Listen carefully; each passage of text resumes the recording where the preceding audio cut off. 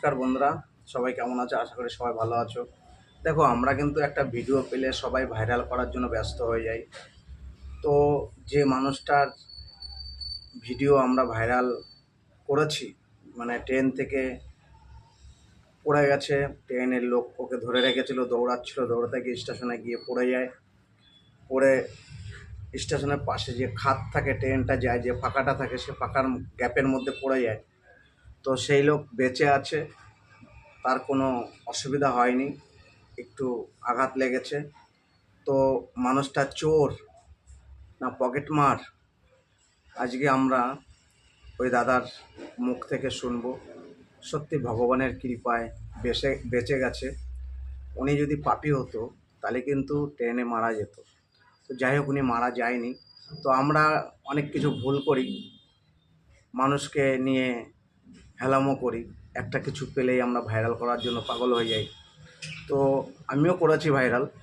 তো যাই হোক, দাদাটা বেঁচে আছে, আমরা জানি না সে কোন ধরনের ব্যক্তি। তো ওনার মুখ থেকে আমরা শুনবো, তোমরা শোনো, আমিও শুনছি।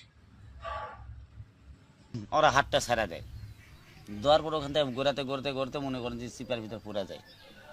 যাওয়ার পর লোকজন বলে যে ওকে শিয়া পর, শিয়া না পড়লে কিন্তু বাঁচবে না। যখন আমি ঢুকাই যায়, শোনা ঠ্যাং অলরেডি এইদিক করে ছিল, সে ঠ্যাংটা ঢুকা চলে যায় এইদিকে, মানে রেলের ভিতর কাটা পড়বেই। আল্লাহর কি বেন, আমার আল্লাহ বেন দিয়া দিছে, হট করে আমি দিই পাউডার টান জোড়াইছে আর জোরে আমি ওখানে শিয়া পড়ছে মানে ইনকে উপরে শিয়া পড়তো, সামনে গিয়ে দ্বিতীয় কাবুকি ছিলাম। তো গাড়িটা তো গোটাগুটি রেল স্টেশনের মাথা পর্যন্ত যাইতে হবে, গেলে গিয়ে তো স্টপিক দিবে। তো ওই যতক্ষণ ওরা না গেছে ততক্ষণ পর্যন্ত আমার এই পিঠটি খেলে বেরিয়ে লাগছে, ট্রেনের পাউদানি বেরিয়ে লাগছে, তারপর ট্রেনের ওই যে একটা ইয়া থাকে না, ওটার বেরিয়ে লাগছে। কত তো সেন নেই, কোনটা বেরিয়ে লাগবে, কোনটা কি হবে। আর ওরা ভিতরে দরজার বেরিয়ে দিছে, গেটের দরজার বেরিয়ে দিছে। হাত আমি একটা ধরেছিলাম, এক হাত ধরেছিলাম, আর এক হাত যখন ধরবে আসে, শোনো ওরা হাত ছাড়া দেয়। মিসাই কয়ে হাত দে, মিসাই কয়ে হাত দে, যে হাত দিবে আছে সে আর হাত আমার নাই। এরাই আছে 7-8 জন, এদের তো বরাবর বেশি। আর এক কথায় বলেছে যে মোবাইল চুরি করছে করে আমাকে মারপিট করবে লাগেছে, মানে চারিদিক থেকে মারপিট করে। মাস্ক পরে আছে, লাস্ট টাইম একজন মাস্ক টানা সিরা পরে সেনাটাকে আমি চিনা পড়েছে ডর পরে সেনা, ওই সেনাটাকে আমি চিনতে পারছি। আর আমার কাছে পেটি করে আসলো, 50,000 টাকা পেটি করে আসলো, ওই টাকাটা ওরা আমাকে কেরালে।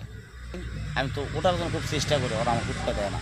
লাস্টে ফিনিশিং স্টেশন যখন নসাদপুর স্টেশন পাবো, এই টাইমে ওরা আমার হাত ছাড়া দেয়। আমার সাথে যেটা হয়েছে সেটা আমি দুনিয়াত বলি যে আমার যে হয়েছে এটা যেন কারোর সাথে জানে, এরকম সিনারি যেন না হয়।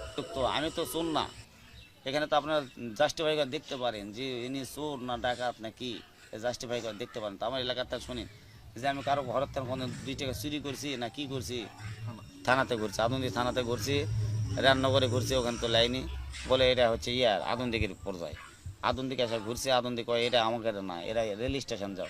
আবার সে রেল স্টেশন যায়, রেল স্টেশন করে আমরা নিতে পারবো না, এটা আদন্দিকে যান। আবার সে আদন্দিকে আসে, হ্যাঁ জিআইপি আদন্দিকে আবার আসে, আদন্দিকেও লাগে না। সে আবার বাধ্য করতে, কালকে আমরা কোর্টত গেছিলাম, কোর্টত যা ফাইল করছি, কোর্টে তো মোটামুটি করছে।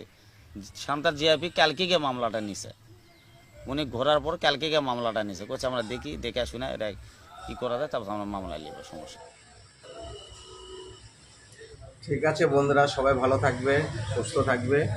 আমরা না বুঝে ভুল করেছি হয়তো, লোকটাকে নিয়ে ভেবেছি আমরা যে লোকটা পকেটমার না হলে মোবাইল চোর, এগুলো ভেবেছি। তো আগের থেকে কাউকে কখনো এইভাবে ভাবতে নেই। তো আমরা খুব ভুল করি এইগুলো, তা এরকম কেউ করবে না। আগে ভালো করে জেনে তারপরে ভিডিওটা ভাইরাল করবে, না হলে সেই মানুষটার মান সম্মানটা নিয়ে খেলা হয়, সে একটা প্রেস্টিজের মধ্যে পড়ে যায়। তো এইগুলো কখনো কেউ করো না। ভালো থেকো সবাই, সুস্থ থেকো।